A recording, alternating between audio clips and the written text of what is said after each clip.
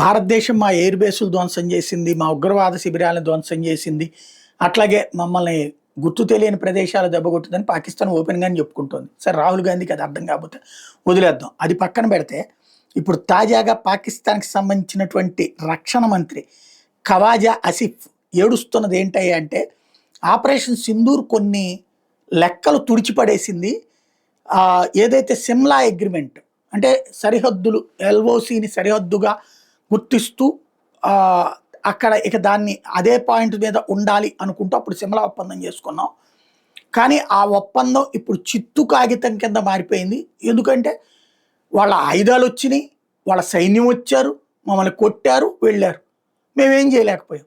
కాబట్టి ఆనాటి సిమ్లా అగ్రిమెంట్ ఇక ఎందుకు పనికిరానటువంటి డాక్యుమెంట్ అయింది. అట్లాగే ఎల్ఓసి అనేటటువంటిది కేవలం కాల్పుల విరమణకి ఒక రేఖ తప్పించి ఎందుకు పనికిరాదన్నటువంటి విషయాన్ని భారత్ మాకు తేల్చి చెప్పింది. తద్వారా భారతదేశం ఇప్పుడు కొత్త సంప్రదాయానికి తెరతీసింది అంటూ ఏడుస్తున్నాడు అనమాట.